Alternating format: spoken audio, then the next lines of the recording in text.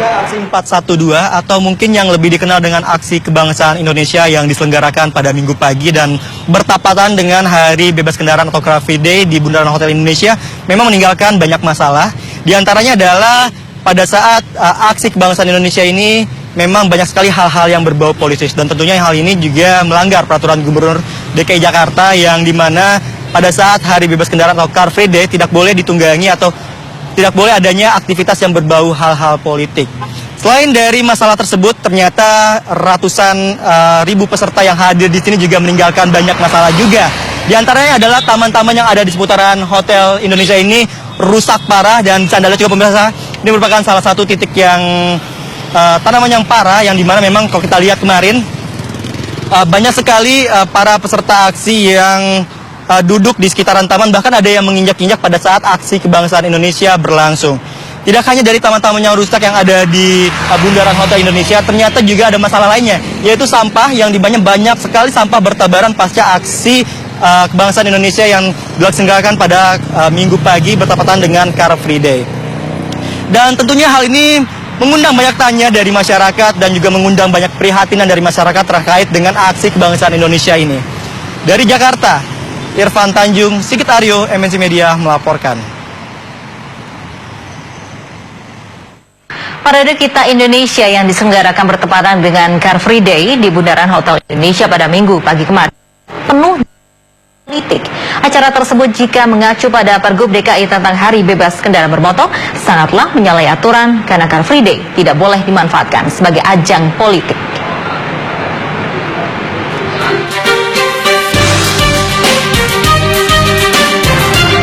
Aksi Kita Indonesia yang diselenggarakan pada Minggu pagi bersamaan dengan acara Car Free Day cukup menarik perhatian masyarakat. Banyaknya atribut partai politik yang bertebaran pada saat aksi berlangsung membuat masyarakat bertanya-tanya mengenai izin yang didapat oleh pihak panitia. Karena jika mengacu pada peraturan Gubernur DKI Jakarta nomor 12 tahun 2016 tentang pelaksanaan Hari Bebas Kendaraan Bermotor, acara Car Free Day tidak boleh dimanfaatkan sebagai ajang politik.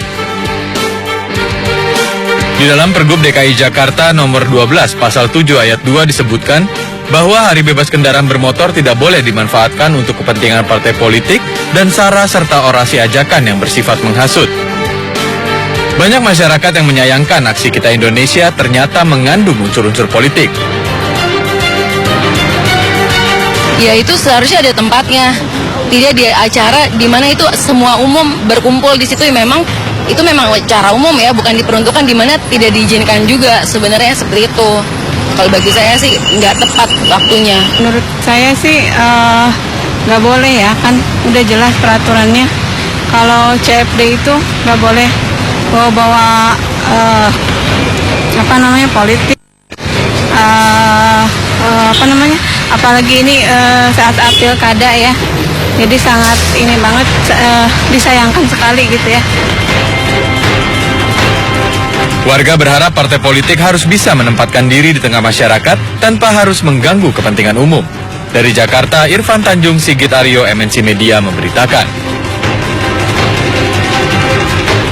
Sejumlah pihak menyayangkan acara Car Free Day akhir pekan kemarin dinodai kegiatan partai politik. Parade kebudayaan bertajuk Kita Indonesia, syarat dengan atribut parpol.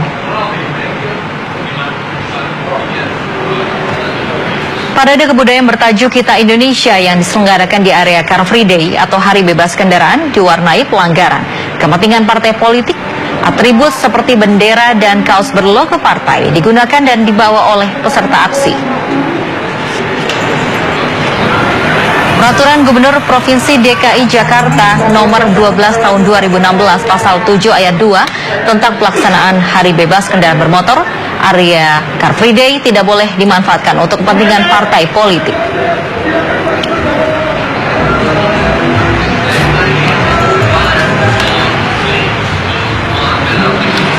Sejumlah pihak menyayangkan aksi Kita Indonesia yang digelar saat acara Car Free Day Minggu kemarin. Pergub DKI Jakarta jelas menyatakan acara Car Free Day harus bebas dari agenda politik.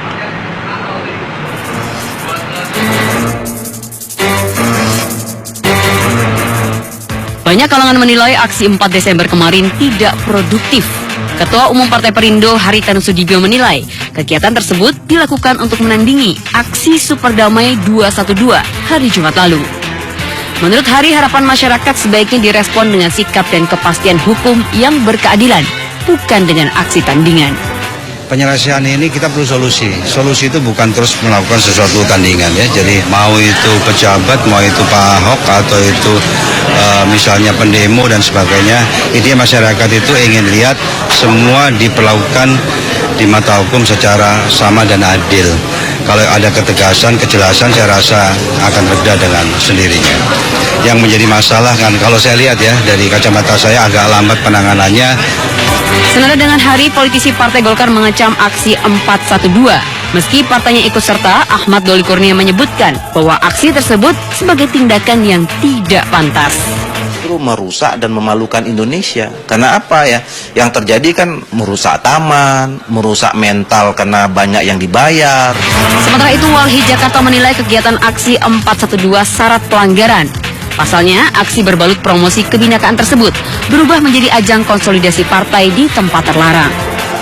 Yang pelanggarannya sih yang kita soroti, nah di poin 2-nya, Car Free Day tidak boleh dilakukan dengan unsur-unsur politik atau dan sebagainya. Merawat Indonesia, merawat Bhinneka, ini bagus. Tetapi yang nggak bagus ada bendera partai politik. Dan itu juga melanggar peraturan, ya. Saat ini kasus dugaan penistaan agama dengan tersangka Basuki Cahayapurnama atau Ahok sudah masuk Pengadilan Negeri Jakarta Utara. Banyak pihak berharap agar persidangan dapat berlangsung adil dan profesional, serta menjunjung tinggi norma yang berlaku sebagai salah satu hukum yang diakui di negeri ini. Tim MNC Media melaporkan. Kita beralih ke berita lainnya, pemirsa. Gubernur DKI Jakarta nonaktif Basuki Cahayapurnama terlibat permasalahan bertubi-tubi. Belum lagi selesai drama kasus dugaan korupsi lahan sumber waras yang belum juga menunjukkan titik terang. Ahok masih harus berurusan dengan polisi terkait dugaan penistaan agama.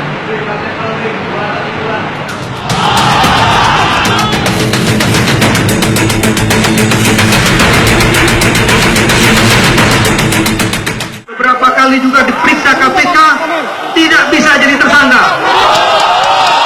Tapi setelah ditangani oleh Polri, bisa menjadi tersangka. Itulah takbir umat Islam peserta aksi Super Damai 2 Desember lalu. Saat Kapolri Jenderal Tito Karnavian membandingkan kinerja polisi dan Komisi Pemberantasan Korupsi (KPK) terkait pemeriksaan terhadap Basuki Cahayapurnama alias Ahok. Untuk menunjukkan keseriusan Polri, bahwa Polri sangat serius menangani kasus ini dan mengajukannya. Sementara itu, drama kasus Ahok di KPK belum menunjukkan titik terang. Meskipun Badan Pemeriksa Keuangan BPK sudah membuka hasil auditnya. Kita menyebutnya kerugian negara. Namun KPK bergeming. Sampai dengan saat ini belum ditemukan perbuatan melawan hukum tindak pidana korupsi. Urus saja itu temuan BPK. Ini udah ada kerugian negara. Wajar saja bila Fahri Hamzah terdengar emosi. Pasalnya, BPK dan berbagai pihak sudah menjelaskan adanya dugaan persekongkolan antara Ahok dan oknum di DPRD DKI Jakarta. Kerugian negara sebesar 191 M. Dia mengirim surat kepada Ketua DPRD itu pada tanggal 21 Oktober. Nah ini saya kira Ahok memperhitungkan itu secara baik. Eksekutif kan mendesak terus. Ayo dong. Istilahnya barter tadi gula semangka. UPS scanner printer itu 800 miliar. Sebagian tanah rumah sakit sumber waras itu adalah 800 miliar. Kondisi itulah yang dinilai memicu sinyalemen adanya perlakuan istimewa untuk Basuki Cahayapurnama alias Ahok. Beberapa kali juga diperiksa KPK, tidak bisa jadi tersangka. Tapi setelah ditangani oleh Polri, bisa menjadi tersangka. Tim MNC Media melaporkan. Hari ini Kapolri Jenderal Polisi Tito Karnavian menghadiri acara rapat kerja dengan Komisi 3 DPR RI. Pertemuan akan membahas isu-isu terkini, mulai dari unjuk rasa damai bela Islam hingga isu makar. Untuk mengetahui bagaimana jalannya rapat kerja, kita bergabung dengan Angelika De Evagam di gedung DPR RI Senayan, Jakarta. Angel, bagaimana jalannya pertemuan antara Kapolri dan Komisi 3 hari ini? Ya, Lofi, pukul 10 pagi tadi Kapolri Jenderal Polisi Tito Karnavian tiba di gedung DPR RI untuk bertemu dengan anggota Komisi 3 DPR melakukan rapat kerja. Rapat kerja ini memang rutin dilakukan secara berkala untuk membahas isu-isu terkini. Dan Lofi dan juga pemirsa dapat kami sampaikan terkait pembahasan yang tadi dijelaskan dalam 1 jam pertama rapat kerja berlangsung oleh Jenderal Polisi Tito Karnavian. Ini ada beberapa hal terkait dengan isu terkini ataupun kasus yang saat ini menyorot perhatian publik, seperti adanya pengamanan Pilkada pada tanggal 15 Februari tahun 2017 mendatang, kemudian terkait dengan kelanjutan dari kasus dugaan penistaan agama dengan tersangka Gubernur DKI Jakarta nonaktif Basuki Cahayapurnama alias Ahok, kemudian terkait dengan laporan dari aparat kepolisian terkait pengamanan pada saat aksi damai 2 Desember kemarin, kemudian terkait juga adanya penangkapan dari 11 aktivis sesaat sebelum aksi damai berlangsung pada tanggal 2 Desember lalu. Kemudian terkait dengan penangkapan 11 aktivis dari Jenderal Polisi Tito Karnavian ini menjelaskan dari 11 tokoh ataupun aktivis yang ditangkap ada 8 aktivis yang tidak ditahan dan sisanya 3 orang yang sampai saat ini ditahan oleh aparat kepolisian. Kemudian memang polisi meyakini pada hari Jumat kemarin masa yang banyak rawan disalahgunakan, oleh karenanya kepolisian memfasilitasi panggung dan speaker agar satu arah. Kemudian penangkapan dari 11 aktivis ini dilakukan pada saat subuh ini guna untuk mengantisipasi adanya pemelintiran berita begitu dari media sosial berupa penggembosan, sehingga mengacaukan pada saat penangkapan 11 aktivis terjadi.